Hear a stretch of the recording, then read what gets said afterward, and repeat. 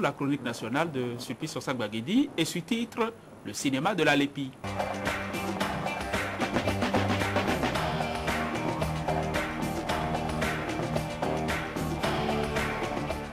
Sulpice Ossak Baguedi, bonjour. Bonjour, cher winner Abessi, bonjour à tous. La bataille de la Lépi fait rage. Pro-Lépi et anti-Lépi sont au front et se livrent à une guerre sans merci dans le canal surchauffé de 2011.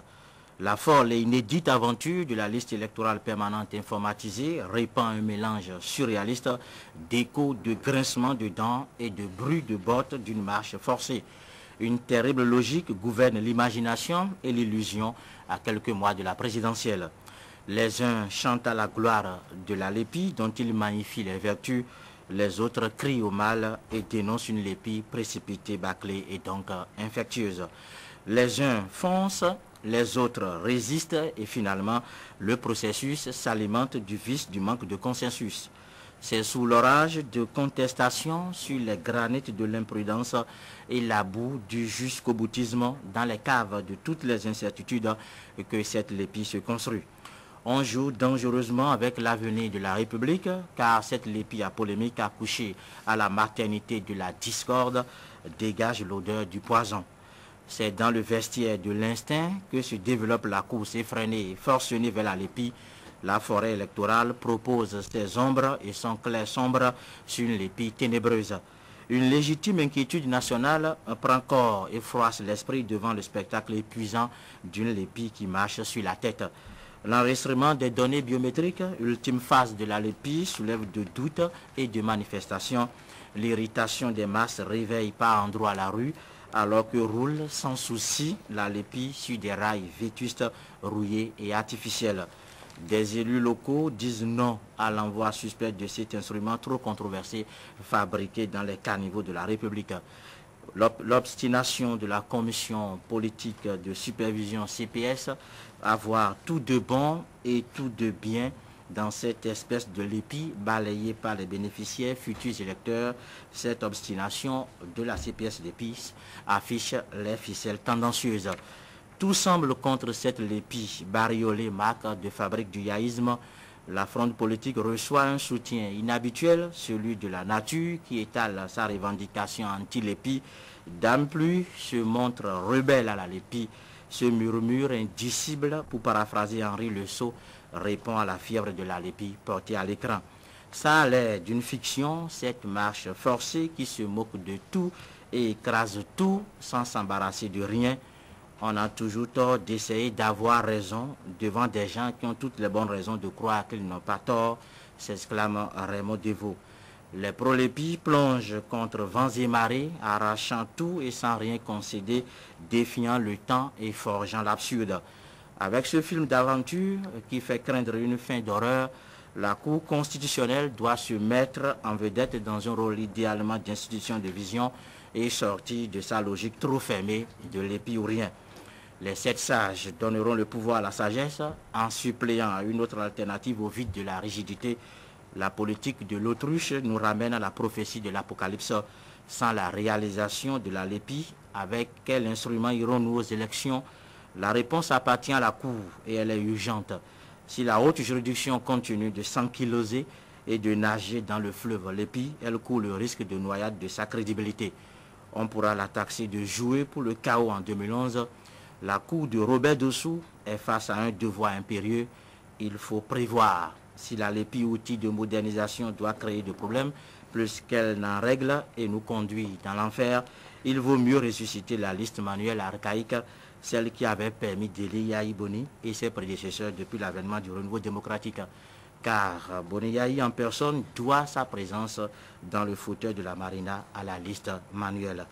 La doctrine de Lépi ou rien de la Cour et celle de Lépi contre vents et marées du pouvoir, malgré les réticences de la nature, de la pluie, les suspicions de l'opposition et la méfiance de la société civile sont loin de rassurer.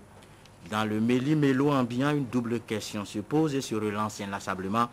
L'objectif de la transparence des élections peut-il être atteint en 2011 avec cette Lépi déjà contestée? Pourquoi Yahi veut-il coûte que coûte d'une Lépi, même à polémique pour 2011? Le changement cherche dans ces élans compulsifs son trophée, l'épi, par des résolutions excentriques. Le pire est à craindre. Et la Cour constitutionnelle tarde malheureusement à chasser le mal par une solution pour assurer une élection sans l'épi en 2011. C'est peut-être à ce niveau qu'est le gros péché de la lépi. Sulpice Ossagba-Guidi, merci. André Dossa, place à la parole, libre et totalement décomplexé. Lecture, décryptage, réflexion, analyse. Nous sommes donc au cinéma. Ici, donc, nous sommes au cinéma. Quelle est l'affiche pour vous? Est-ce que c'est un film d'aventure, d'horreur, de porno, d'action, de comédie, un film dramatique, un film policier, ou il s'agit simplement d'une série avec la Lépi? Je pense que c'est un assistant à un film d'aventure qui est en train de tourner, qui est en train de prendre les allures d'un long métrage d'horreur. Parce que si, tel que les choses se passent aujourd'hui, nous réglons les problèmes qui surviennent aujourd'hui, nous n'essayons pas de nous remettre en cause, après même ce qu'il convient d'appeler l'acharnement de la nature contre le processus, et que nous ne marquions pas un arrêt pour se poser des questions. On pourrait donc réunir tous les ingrédients pour une situation difficile à gérer.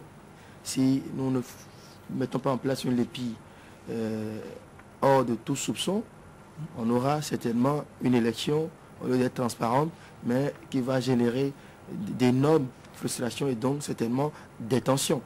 Donc le film d'aventure va devenir certainement bientôt, à l'allure où les choses se poursuivent, un film d'horreur. Alors, depuis le début, il y a souvent eu des dénonciations d'irrégularités. Les uns et les autres ont affiché leur mécontentement par rapport à la façon dont les choses sont conduites. Et on a souvent donné l'impression de régler les problèmes. On a souvent donné l'impression, on a même parfois rassuré.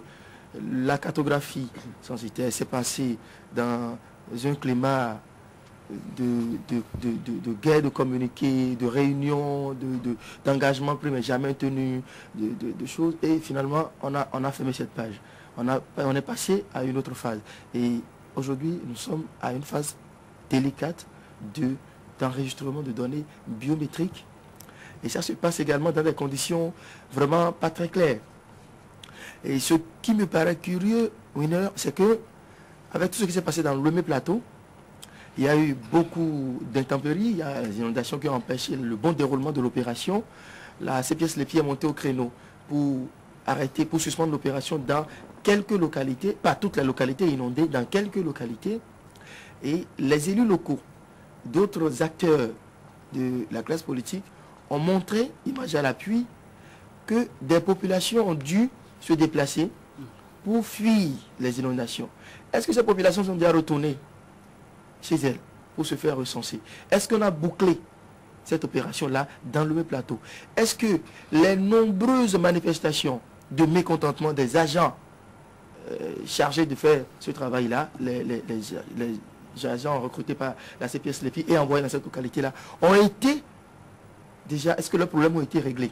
Pas plus tard que la semaine dernière, ils nous ont encore appelés ici pour demander de les aider encore à manifester. Mais nous, vraiment, c'était un peu trop.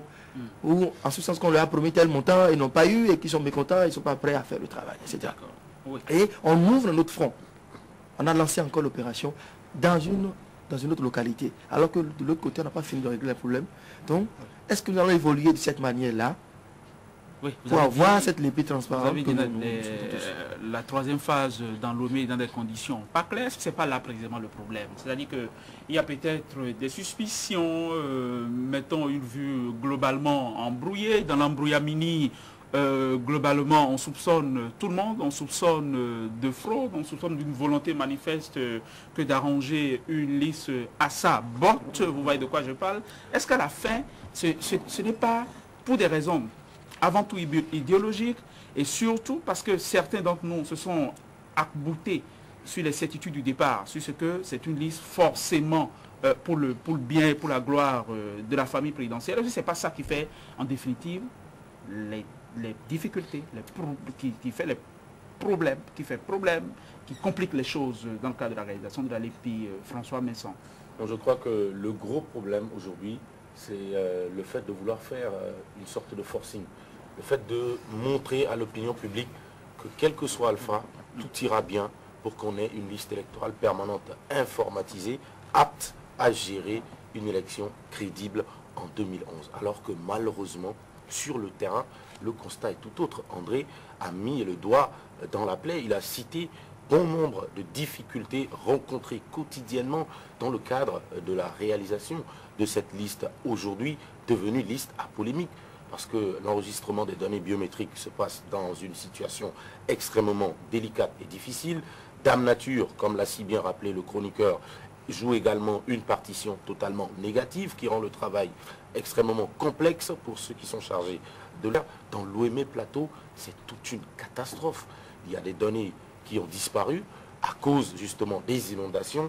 Des responsables de municipalités sont montés au créneau pour demander que l'on suspende d'abord le processus.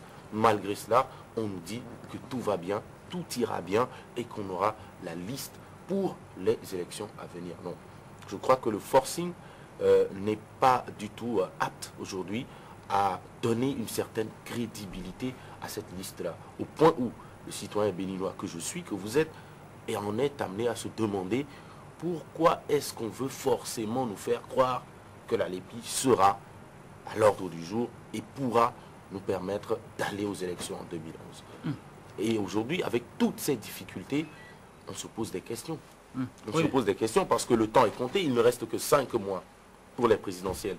Et c'est là où je trouve pertinent l'argument du chroniqueur quand il demande à la Cour constitutionnelle de saisir le taureau par les cornes et de prendre ses responsabilités. Parce qu'au fur et à mesure que le temps passe, on se demande quand est-ce qu'on pourra finalement mettre en place un autre outil au cas où cette liste électorale permanente informatisée se révélerait défaillante à quelques heures seulement du scrutin présidentiel. François, est-ce que cela n'aurait pas été utile, 1 million de fois plus utile que de fédérer les énergies, que de se ceindre comme un vaillant homme? Est-ce que ce n'était pas nécessaire que tous nous mettons ensemble pour une LEPI crédible, au lieu que certains se soustraient du processus? Est-ce qu'on tente de dénoncer des fraudes? Justement, on a toujours voulu des manipulations. Pardon, on a toujours voulu une LEPI du consensus, mais aujourd'hui, malheureusement, tout à fait, on se rend compte qu'il y a une partie qui veut à tout prix que cette LEPI soit réalisée pour les présidentielles. C'est normal qu'on ait un instrument crédible. Mais si malheureusement les conditions ne sont pas réunies pour que l'instrument soit crédible, mais il ne faudrait pas alors le transformer en instrument à problème et en instrument devant menacer notre stabilité politique et notre paix. Si chacun remplissait son rôle simplement, les vaches seraient bien gardées. C'est vous qui avez dit de souhaiter qu'on prenne les taureaux par les cornes. Peut-être qu'il s'agit de vaches plus simplement et de façon plus terre à terre.